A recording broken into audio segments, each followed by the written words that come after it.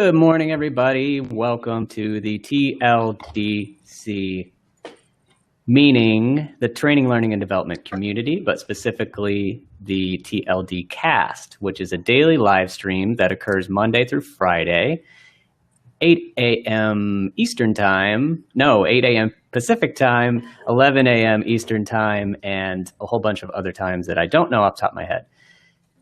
With us today is James Finder, who we will be talking to in just a minute.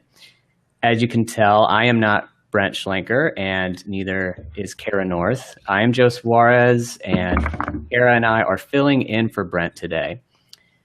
So really quick, before we get started, let's just talk about what TLDC is for those that might not be familiar. So the Training, Learning, and Development Community is a group that you can learn more about at the website tldc.us. And I like to say the C is fluid. It stands for community, which is the general group in general, and it stands for cast, the daily live streams that you're watching right now that occurs weekday, Monday through Friday. There's the chat, which is a Slack channel, which if you're not already on that, somebody can send you an invite for that.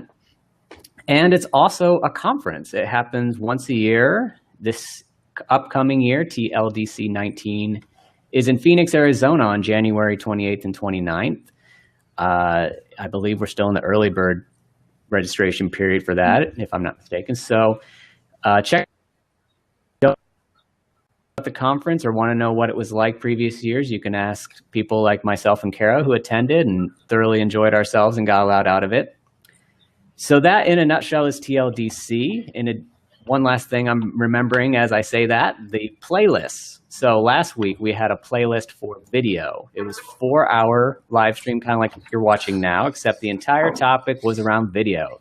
So Sam Rogers hosted that, and he interviewed various guests such as Steve Stockman, the author of How to Create Video That Doesn't Suck. And it was a great time. So I believe that is freely available as a recording, and you can check out all the recordings of the TLD cast. So with all of that said, let's introduce our guest today, James Finder. So welcome, James. Hey guys, how you doing? Why don't you run through your story? So how did you get involved in learning and development, and where are you at now? What does that look like? Sure. So where did I get started? In 2014, I returned back to the United States after living 5 years abroad in South Korea. I started working for an organization, and I was also getting my master's at the time in instructional technology. And what happened was, easy to say or kind of hard to say, I was set up for failure. I wasn't given clear objectives, and I wasn't given clear direction, and I was brand new in the position, and I failed. I lost my job and needed a way to figure out how I was going to keep myself afloat, keep my family afloat. And I had been working in storylines since 2011. I was working on my master's, and I said, wow, all right, I can do this by myself, and found a couple of vendors that needed some freelance storyline developers. And that's how I got started. Was really lucky, really leveraged LinkedIn as much as I could to really put out there, hey, I'm looking for a storyline development gig. I live in Denver. Who could help me out? And a gentleman by the name of Alan Dunkel looked me up, and that's how I got started. Great. So now you have your own company. I do. Promethean Learning Design. Yep. That's an interesting. That's an interesting name. How did you come up with that name? So I was looking for, like I said, an interesting name to come up and sort of really design or really communicate what I was believing. And the story of Prometheus is the one of bringing fire to people. And I feel that my role in an organization is to be able to bring that spark, bring that fire to solve real business performance problems. And I think that's a big part of where I came up with the name. was because Prometheus gave fire, was able to solve a problem and change the whole course of human evolution. I don't think Promethean learning experience design is going to change the whole course of learning, but I do think we have a real great skill set and some great partners that we work with in order to really do something different in the learning and development space that no one else is really doing. I think a lot of people. There are a lot of what's the word I'm looking? Inspirations for the deck that I'm going to be talking about, and what I do, and I want to kind of call those out now. Kathy Moore, for sure. Her book Map It and her fundamentals of action mapping are pretty much the bedrock of what I do. I've taken parts of what Ash Moira does and the Lean Canvas, which you can also find if you Google Ash Moira or Lean Business Canvas. That's part of what I do, as well as pieces of Stanford's D School, the design school,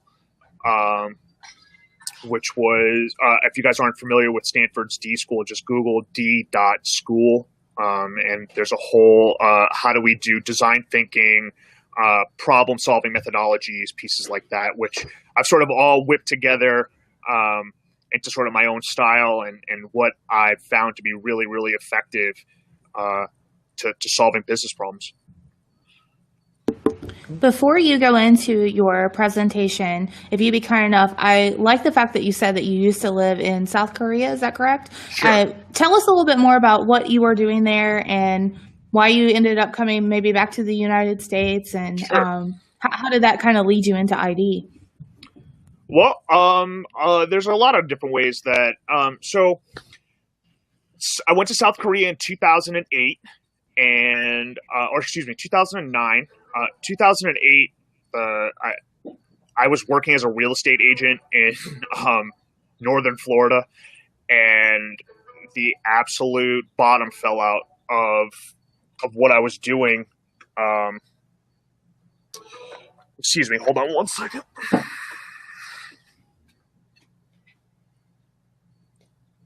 So, like I said, I moved after 2008. The economy kind of crashed, and I was a real estate agent in Tallahassee, Florida, and I needed to find something else to do. So a couple of friends of mine got together, and we started talking about, all right, what are we going to do? We can go work in the United States, or we can go travel. And we started looking at a couple of different locations: Thailand, Japan, China, South Korea. And South Korea was the best location for us, and that's how I ended up in South Korea. And I have well, sorry, what was the second part of your question? I apologize. Oh, you're fine. I was just curious, like, why you were there and what you were doing and how that kind of led you back to the United States and instructional design. Sure. So the real instructional design sort of came upon me. Like I was working, like I said, in South Korea. I started my master's in 2011 when I figured out that the way the way that students were being taught in South Korea was wrong. It was a lot of sage on the stage, rote memorization, and lacking real problem-based or scenario-based learning concepts. I've seen students figuratively eat pieces of dictionary paper. Like they just are cramming dictionary knowledge, and when you go off the script of "Hello, my name is," "What's the weather?" They lose a lot of confidence, and that's not what learning English was all about. So I wanted to find a new way to teach, really, to transfer information to. At this point, it was young learners, but I saw that there was a real opportunity in the corporate space. When I got back home in 2014, moving into building my own business in 2015, that a lot of the problems I had seen in the South Korean system were still evident in corporate training. I saw that all the time.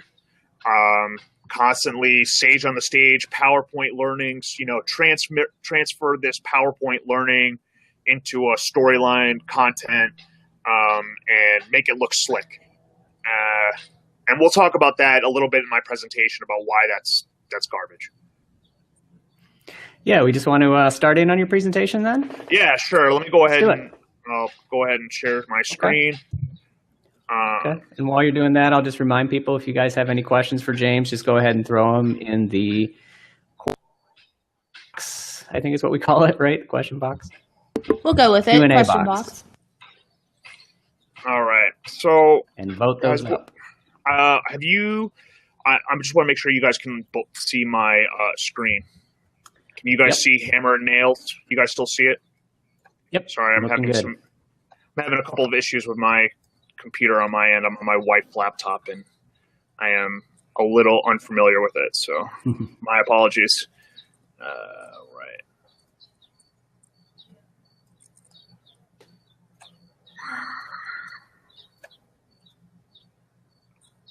Okay.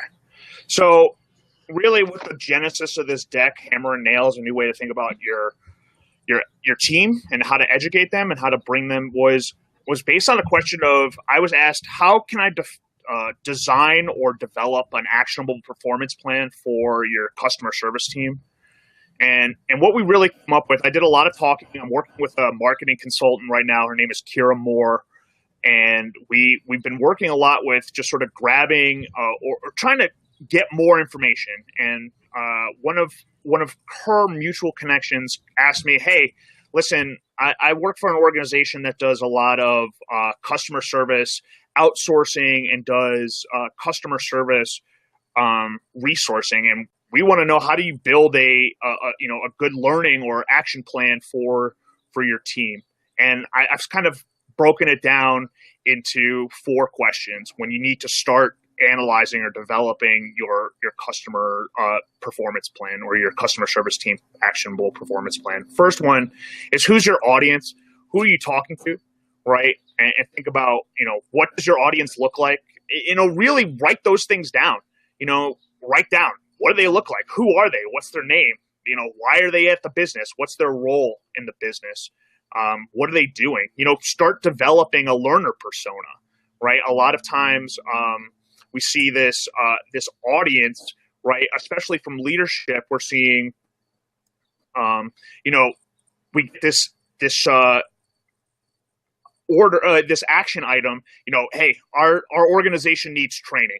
Okay, who needs training?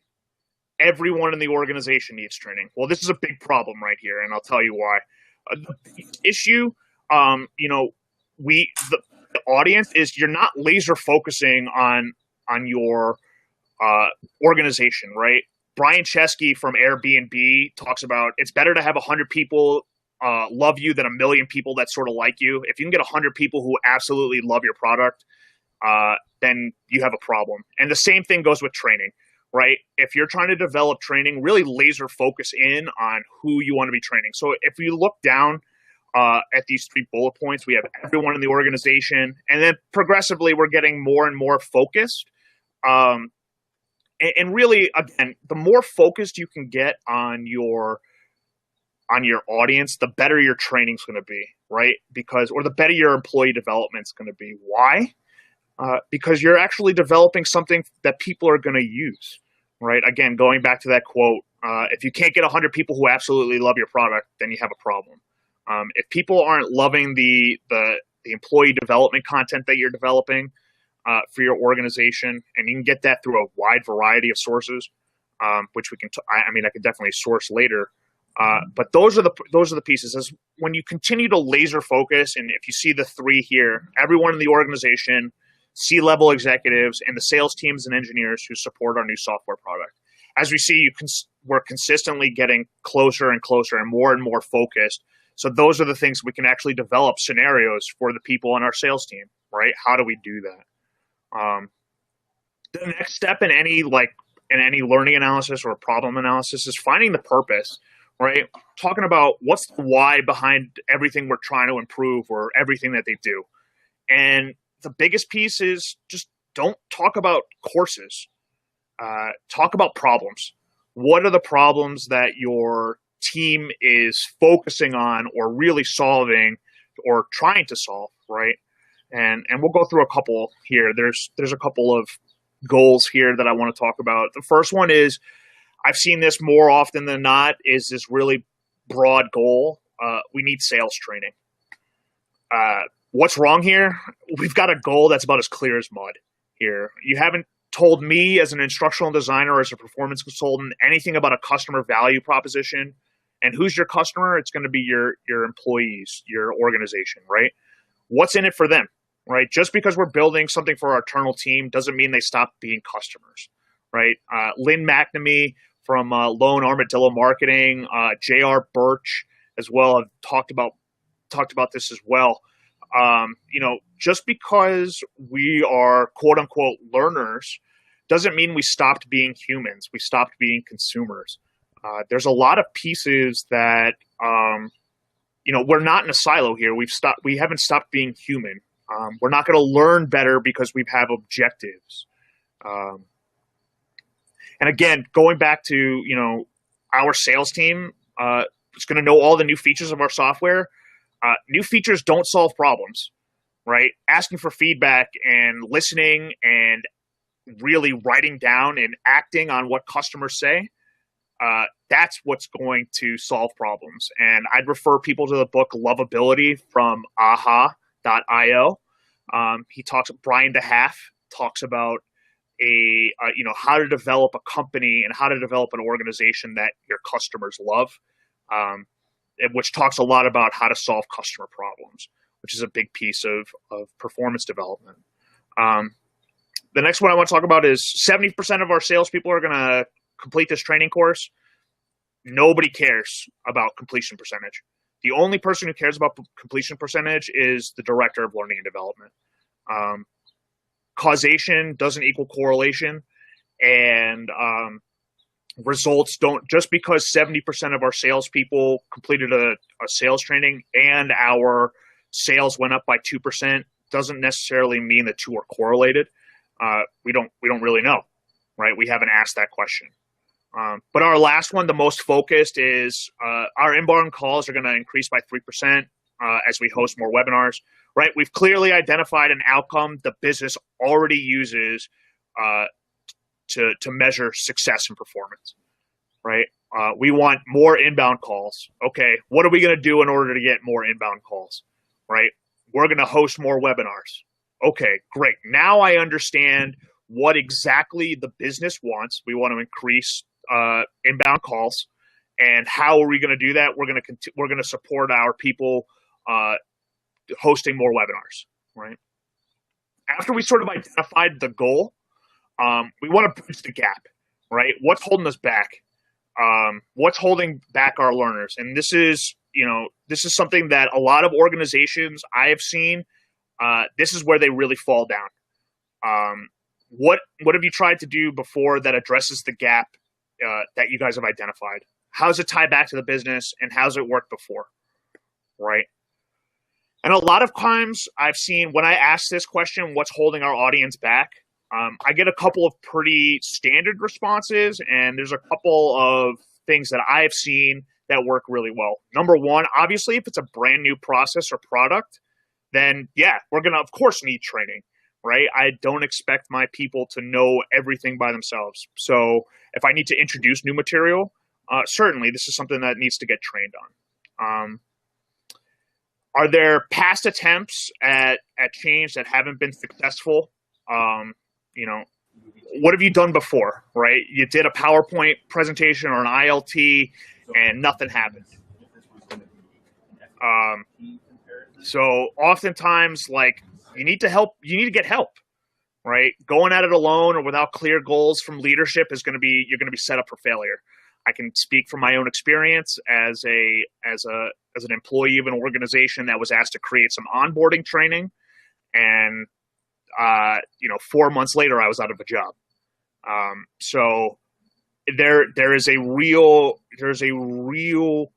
cost for for not, recognizing what we've done before and what the, getting support from leadership and getting clear directives from leadership. Again, sort of tying back to what we were just talking about. Is your team in it to win it? I think a lot of organizations, when they hear about training or they hear about organizational change management, they're like, oh my God, I'm going to lose my job, right? Or I don't know what I need to do, and I'm going to be scared now. And that's really hard to overcome. What I found really effective is following Kotter's 8-step change model. And I have links to that in the blog post I'll be sharing after this. How to follow that. It's really about building coalitions, finding stakeholders that are willing to champion you and get them on your team. Because like I said, going at it alone or what you've tried before and it hasn't worked isn't going to get you anywhere. Once you've identified those roadblocks, remember, we got to overcome those roadblocks, right? And what that looks like is, let's not reinvent the wheel, right? Use your established measurements of success. How are you measuring success already, right? We don't need to come up with new metrics. Just use the metrics that your business is using already. Someone spent a lot of time to create those to define success for you. And really use Google, right? Google the metric that you're trying to improve and see what other people have been doing. Goals need to be SMART: specific, measurable, achievable, realistic, and timely. A training program that is scheduled to go or last 5 years and has a kickoff date 9 months from now isn't really going to change a problem today. So you think about when developing goals for your training program, they need to be SMART. And don't forget about who your audience is. We oftentimes get really caught up in this, what's called the leadership bubble, and people sort of get into a leadership position and they see, oh my God, I know how to do this perfectly, and because I've done it, because I've gotten to leadership, right? I am now leading a team. Oftentimes when you get into that leadership position, you kind of forget how you did your job because there are different responsibilities. So ask your frontline staff, ask your frontline managers, ask middle management, what works, what doesn't work, right? For example, you wouldn't make a mobile first AR augmented e-learning module just because you saw a great advertisement on LinkedIn. Do it because your audience is in the field all the time and needs a support that they can access through their mobile device, right? And those are the things. Think about what's going to work. Ask your audience. Ask the people who are going to be taking it. And then we sort of talked a little bit about what success looks like, and then executing. How do you execute on this? First thing I would do is recommend getting the book Sprint by Jake Knapp. He's one of the partners at Google Ventures. He's created the Sprint process. The Sprint process has really changed my business and changed how I look at what I do as a performance consultant. So that's my number one thing, is read Sprint. Number two, when you're developing this plan, get a whiteboard and start writing everything down. There are no wrong answers, right? Get about 2 hours in a room. Kathy Moore talks about this a lot in our first couple of steps of developing actionable development content. There's no wrong answer. We just need to get everything out there so we have somewhere to start, right? And the last thing I want to talk about, and I think has been the most important thing I've learned as a learning and development consultant, as a performance consultant, whatever you want to call it, partner with the marketing department. I said this in the beginning, and I'll say it again now. Just because your team works for you doesn't mean they've stopped being consumers. Bianca Bauman over at GP Strategies talks about this. Again, Lynn McNamee talks about this from Lone Armadillo. Mike Taylor talks a lot about this as well, sort of stealing stuff from marketing to go into learning and development. Do it, because they're selling to customers all the time. Your employees are customers, just like the people who buy your product or who engage your company. That's something that I think a lot of people forget. And then I've got a couple of links I'll share in the blog post as well about there's a really great post by J.R. Birch about how to design content effectively, and he talks about how he watched a YouTube video, and I'll link that in the blog post as well. So really to wrap up, it's really asking 4 questions, right? Whenever you're trying to build a learning analysis and build a problem analysis and get actionable information, it's 4 questions. It's who's our audience? What do they need to be able to do? Why aren't they doing it now? And how can we support them to get it done? And thank you guys so much for your time. I really appreciate you spending the last 20 minutes or so listening to me talk about my process. And I'm really interested to hear your guys' questions. And, feel free to ask me anything, whether it's about being an independent consultant, my process, marketing funnel, anything. It's an ask me anything. So I'm really looking forward to some really good questions. And thank you so much to TLDC Cast for inviting me on and allowing me to share my story. So thank you so much. Well, thanks for being here. We appreciate it. We're about at that halfway mark. So Joe, if it's okay with you, maybe we could go ahead and take our half-hour break.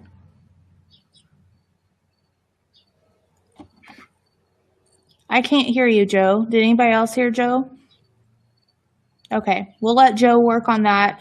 James, if you want to scroll up in the chat and see what you missed, I'll go ahead and just do our 30-minute break. So again, welcome. I don't think we actually introduced ourselves when we came in. So I am Kara North, the community manager here at TLDC, and I'm joined by Joe Suarez, who is also a member of the TLDC team here.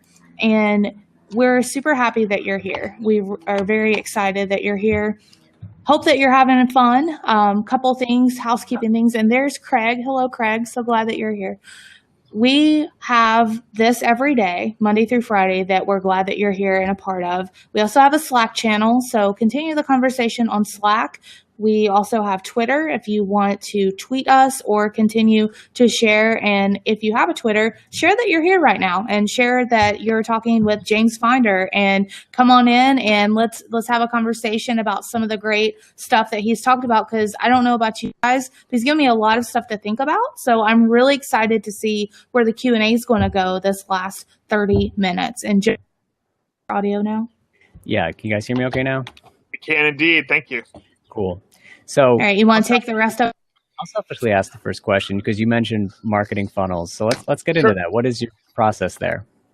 So the first thing I want to do is mention my marketing consultant, Kira Moore. She's been instrumental in helping me build my marketing and sales funnel. We're using a lot of different tools in our toolkit to build this out, and I'll be sharing my toolkit for everybody. It's open source and freemium tools that I use myself personally, or I've recommended to others. The biggest thing I'm doing start is a buyer persona. Who am I selling to, right? Who needs my service? I'm an independent. I'm not necessarily looking for a full-time job, so what I want to do is I need to be identifying, hey, this is these are the people who are, thank you. That's the toolkit. That should be loading. I don't see it, but it should be there. There we go. There you go. So that's the toolkit there. There's a lot of great tools in there for, a bunch of stuff. Yeah, exactly. So the marketing. So let me get back to the marketing. My toolkit looks like this. I'm using Streak for Gmail for my CRM. I'm using MailChimp for mass mail. I'm using Hootsuite for marketing automation. And I am using Airtable for project management and management of pipeline sort of tasks I need to do. Cool. I see some familiar things to use as well. Toggle. I love to use Toggle for time tracking, great reporting. I don't even use it as the paid option. I just use it for free. So just tracking Yeah, different work I do for different clients through Toggle has been great. Yeah. So all of these tools are either free or open source. So there are typically a freemium model. Airtable, I've purchased. So just to say, I've gone premium on Airtable. I've gone premium on Streak, and I've also gone premium on Canva for graphic design. It's just so easy.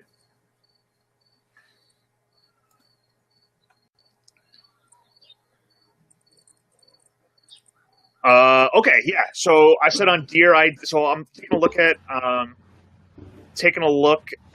the questions. I said on Deer ID that I love to hunt for business. Well, I really enjoy hunting for business because it forces me to do stuff like this. I get on webinars. I get on, group call. I'm a part of right now. I think I'm a part of 4 or 5 different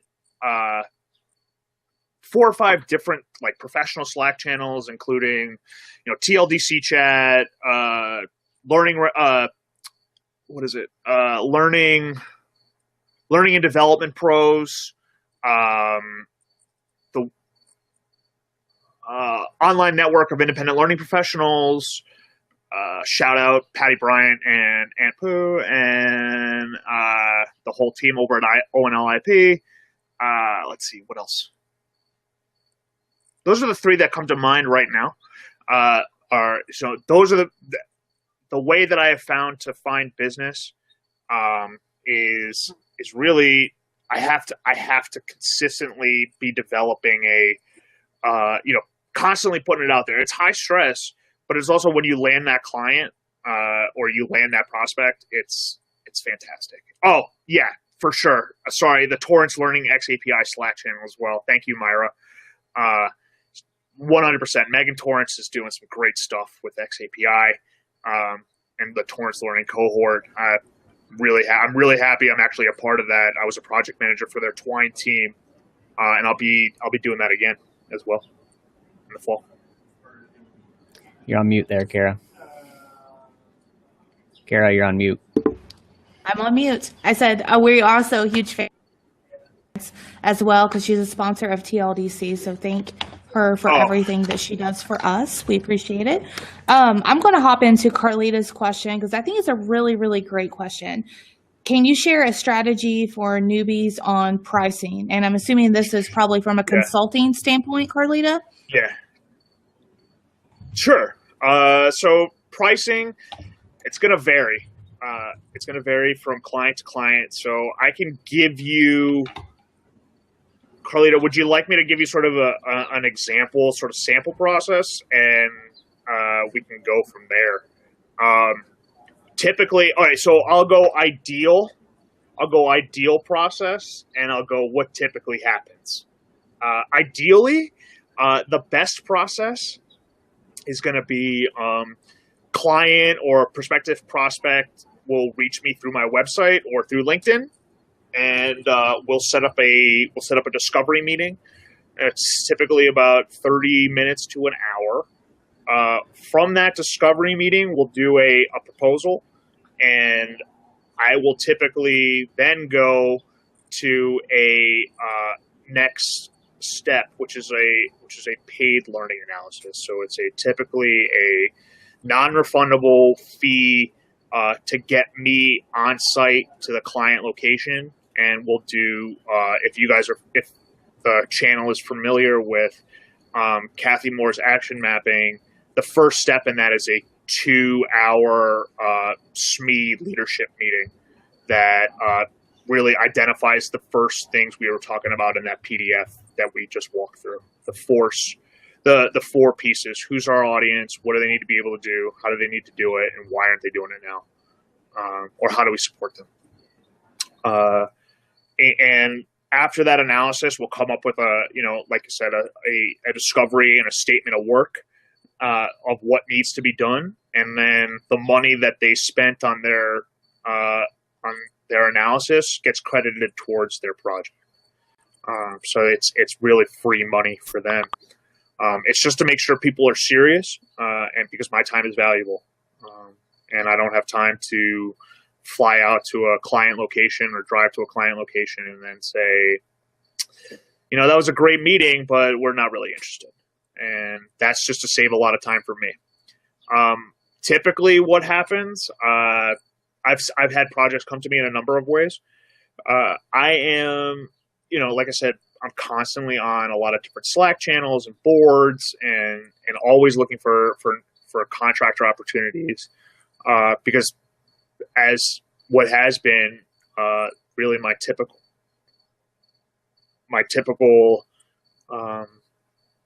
income has been through freelance storyline development. People will be contacting me through LinkedIn, Twitter, email, a lot of different outsourcing organizations. You can name. There's quite a few that you can Google search. They're typically contacting me, and they're saying, we need a storyline developer tomorrow. And do you have bandwidth today? And yes, sure, we can talk. So that's typically how it's going. Pricing. So in terms of pricing, the market really, it depends on where you're located and if you're doing remote or if you're doing like if you're on site, you need to travel to a client site. Typically, what I have found for project rates, they go typically one of two ways. It's either a flat fee project, and I'll use typically when a client wants me to go flat fee, I'll refer them to Chapman, add 25% depending on time. There's a great post by somebody, I think it was by BLP, by Bottom Line Performance, that talked about how Chapman is like about 25 to 50% wrong. And it's a fantastic resource, but it's just not a one size fits all. So typically what I have found in my experience has been Chapman is about 25% light in some areas, and in some areas it's about 50% heavy. So it really depends on what you're doing and how skilled you are. If you have templates, there's a lot of different pieces. So project rate, what is your client going to stomach? I think, and you sort of can figure that out based on, that discovery process. You're going to be asking a lot of questions about, what's your budget? What are you trying to do? Those kinds of things. Who's your learner? What do you want them to be able to do? Why aren't they doing it now? And how can we support them to get it done? Or what have you done to support them to get it done? That'll give you a lot of information on what to do to get more, to sort of range out that budget. So yeah, I do think the going rate is the problem. The biggest issue with going rates, and I'm going to actually talk about that next. The biggest issue with going rates is, like you said, there are going to be you can definitely undercut yourself. I've submitted projects where I'm quoting myself at $55 an hour, and they took it like that, and I knew that I underbid. Right, I probably could have made more than possibly. Like there have been times where I have, totally. Myra's got a great point. Set a rate card. Typically, what I've been doing for my rate card has been typically for e-learning development. There's a couple of caveats, but typically, if you're giving me a template and you need me to build it, put the Legos together, it's typically about $60 an hour. If I'm building storyboards and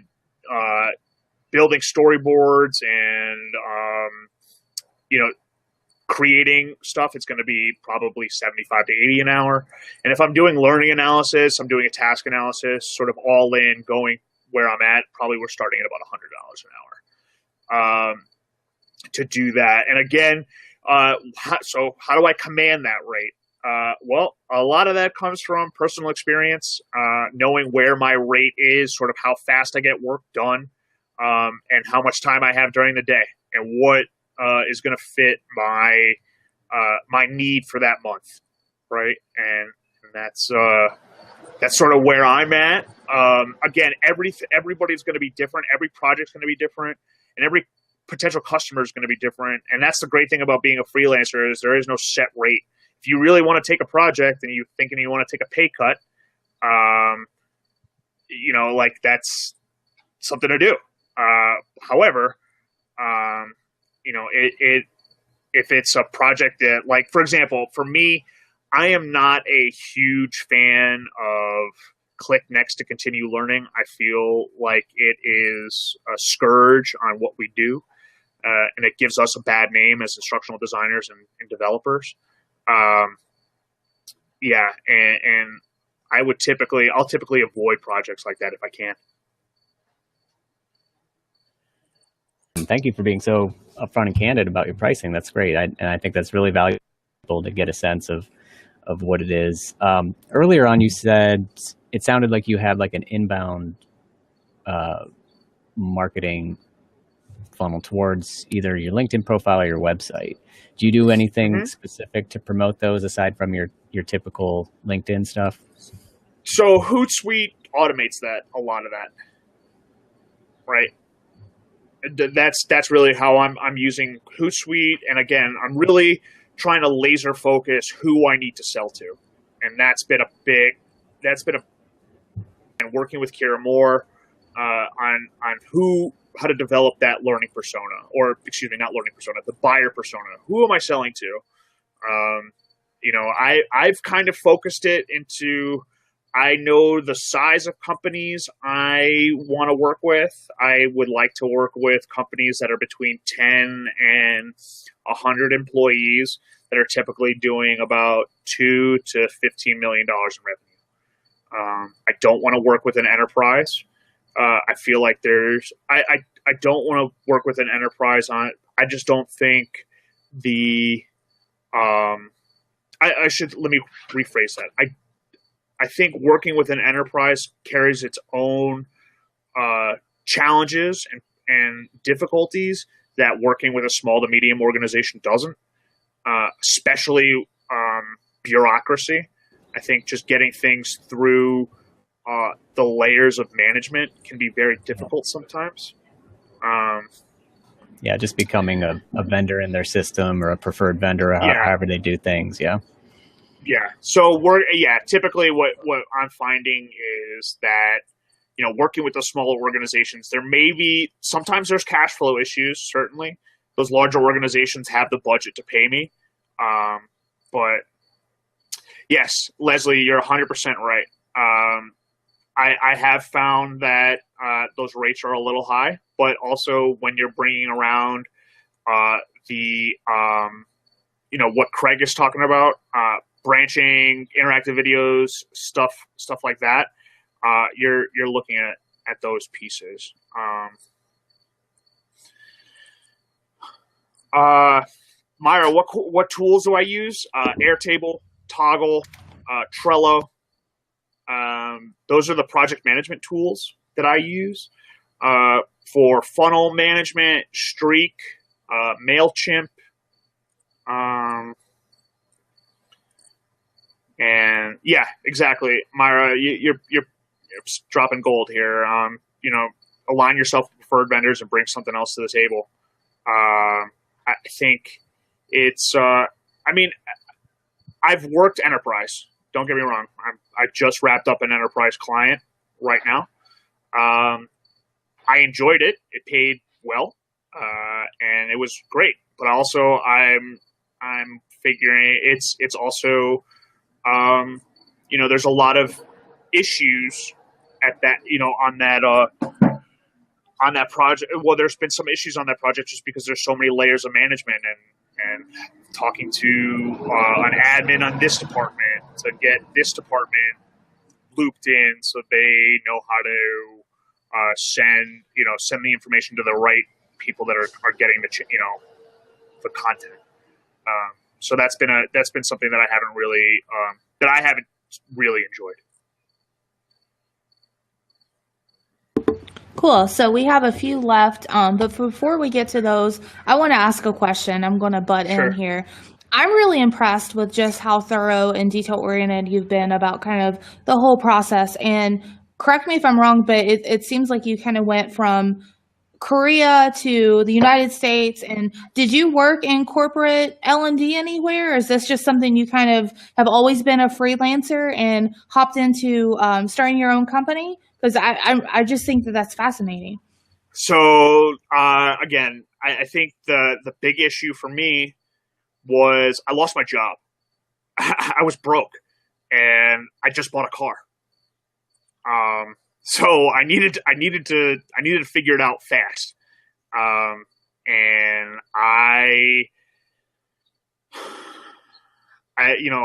it was out of necessity that I started my business.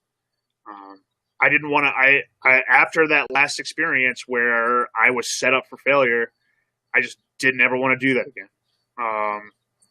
It was hard.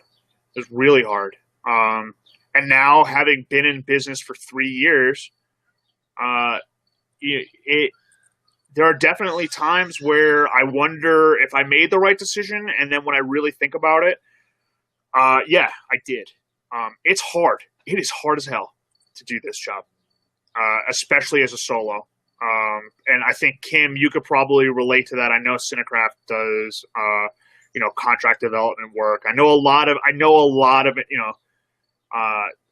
freelancers that do this, and it's hard, and again, it's figuring out like what's going to differentiate yourself, because just on O&ILP alone, there's probably 100 storyline experts like on that Slack channel, so what am I going to do differently, and Jack, I'd like to know what you're doing differently to build your pipeline.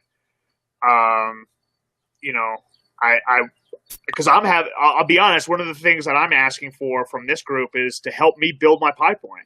I'm looking for more jobs. I'm looking for more contracts to work on. Like I said, my last contract just wrapped up, and I want to share my knowledge, but I also want to be working. That's what I've found. And again, this comes from Alan Dunkel. He reached out and helped me when I was at a really low place. I didn't have any business. I didn't have anything going on. And he said, James, I'm going to trust you, and I'm going to believe in you. And, this is what we need you to do. Go do it. Okay, cool. And I got it done, and that's how I started. And that's what I had. That's how I got started. And now having reached out and sent something to me and believing in me is why I do this, is why I share, right? I've been in several Slack groups, and the people who are in those Slack groups know who they are. They support me a lot. And yeah, again, Myra's got it perfect. You got to find your niche. For me, like I said, I think my niche is going to be here in the Front Range in Denver, Boulder, Fort Collins, Colorado Springs. Like that's where I want to be. I want to work with my people face to face. My job can be remote, and if I'm doing development and storyline, yeah, perfect. I'd love to be remote, but I think there's something really powerful about doing a sprint in person, and the effect that my business, or what changed for my business after doing a sprint was unreal. And it's moved me away from just an e-learning developer to a performance consultant, and that's what I want to be doing now. I just don't want to be just doing e-learning development, storyline development. So, Craig, let me tell you, do I use a level or tier system? Certainly, 100%. Well, like I said, a couple of people have mentioned, yes, 100%. I love PM. Yes, Myra, I love PM.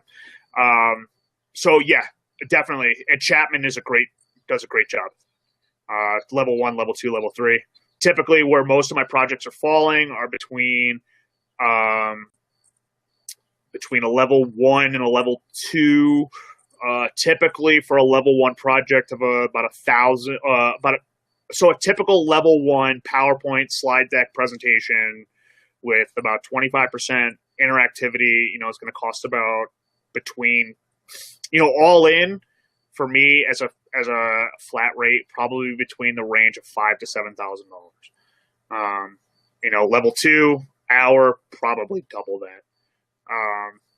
But again, that's based on Chapman. And it's going to be different for every situation, but that's sort of a ballpark. And yeah, they level 1, level 2, level 3. Chapman did a great job of doing that.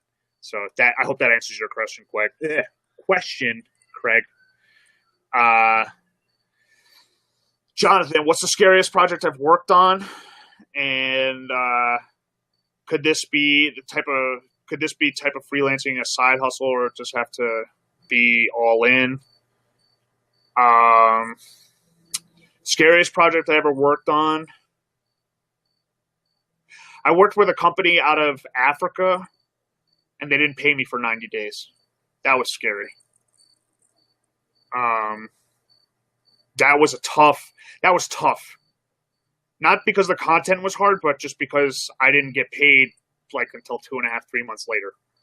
That sucked. So let's talk about that, because that's a common struggle. What do you do in those kind of cases when you're just not getting paid? What do you do? Well, I'll tell you this: Chase Bank has been a good friend of mine for a while.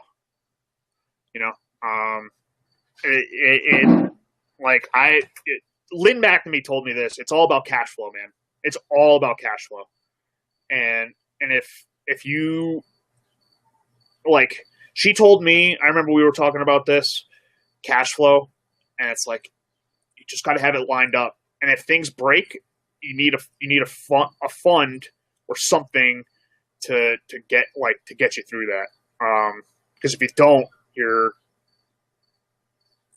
SOL. And I think this type of freelancing, Jonathan, it depends on where you're at.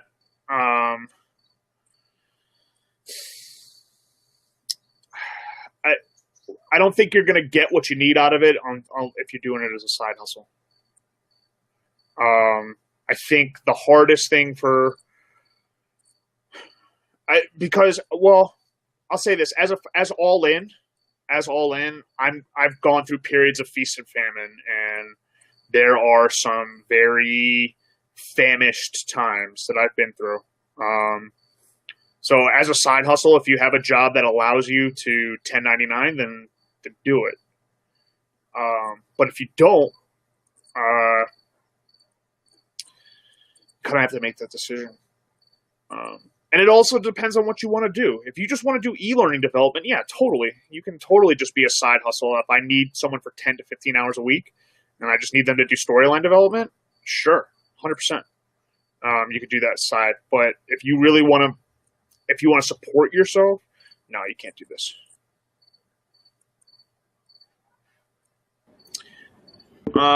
Whether sales training is sticking or aren't. Sure. Environment versus culture. Alex, totally. Environment. The environment is incorrect for example, they're trying to sell a car over the phone, right? That's a problem. Selling that's an environment problem. You're not going to sell a car over the phone. You need to be in person to do it. That's going to be that's an environment problem. Whereas a cultural factor, we don't trust our well, yeah, Kim, you're right. Carvana or yeah, I just haven't experienced Carvana, so but cultural factors, we don't have a leader. That's been the biggest one. I know. I've worked with organizations where employees have told me as a consultant, leadership doesn't know anything. They don't understand what we're doing here. That's the problem. Right? It's not, and what blows my mind the most is that just because you work for, again, I talked about this in the deck. Just because you're part of the company doesn't know you're like any different than you are once you walk out the door of the company, right? Yeah, exactly, Jonathan. By the end of this session, leadership is going to know they don't always know what they're talking about, and we talked about that in the leadership bubble, right? I know, as leadership, like I got here, so I know how to do it. No, you don't. You're not in that position anymore.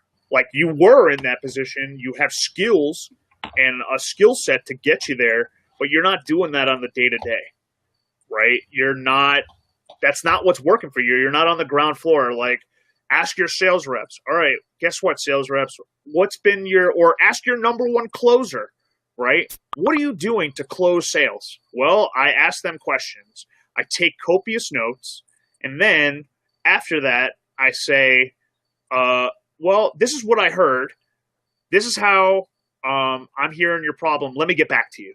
And then they come up with a proposal, and then boom, that's it. They're not asking, like there's a process, right? And it's often forgotten by leadership because they got there before and they figured, hey, I never got trained on this. I figured it out. Everyone else got to be able to figure it out, right? And that's what I've seen. Well, we got a couple minutes left. Just before we cut out, I just wanted to coming on and especially in the second half, just being so open and candid with your process, your successes, Sure. your struggles, and all of that. So that's been great. If people want to get in touch with you, where can they do that? Best place to get in touch with me is either through my website, www.getplexed.com, GETPLEXD.com, or to get me on LinkedIn, James Robert Finder.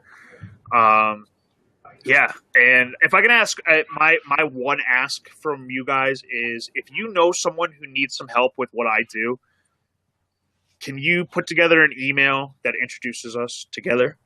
And I will, and I'm happy to do referral. I'm happy to do referral bonuses because that is the best way I have found for increased business. Again, it same thing goes with training. You need to give them an incentive to do something. You're gonna get better at it. No one wants to do compliance training. But guess what? If you do compliance training, you get an extra 2 days of vacation. You know how many more people are going to be taking vacation, or how many more people are going to be taking compliance training? Right? So I'm happy to offer a referral bonus to people that refer business to me. And I'm also happy to do like value-added reseller agreements where people are in effect selling for me and they'll get a cut of recurring revenue. That's been something yeah, exactly, Jonathan, compliance bribes. But like those are the things those are the ways that you solve problems for compliance training issues. Guess what? No one wants to take compliance training, but if you complete the whole series of compliance training, you'll get access, or you get 3 remote days, during the month, or whatever it is. Think about ways that you can incentivize your workforce without necessarily having to spend money. Has been a big problem, a big roadblock overcomer. I can't believe it's been an hour. Like, I can't believe we went through all this so fast. I mean, where did the time go? James, thank you again for being here. We really appreciate it. I'm going to close out your video, but you'll still be in the chat so you can still interact with folks as we wrap up. And I just want to say again, thank you so much for being here today. I really like what James said. He was asking the community for some assistance, and that's why we're here, guys. This community is not owned by one single person. It's all of us. And this community has meant a lot to me. I've met a lot of people through this community. I know Joe probably can say the exact same thing. use it. I mean, use this as your tribe. If you don't have a tribe, let us be your tribe. And so we're so glad that you're here. Please come back tomorrow. Kristen Hayden Sadvey will be here talking a little bit about a really cool card game that she's been working on for L&D. And again, I think Brent should be back tomorrow. So if you want to come back, we'd love to have you tomorrow. So Joe, do you want to sign us off? I will. We'll see you guys tomorrow. Bye. All right. Bye, guys.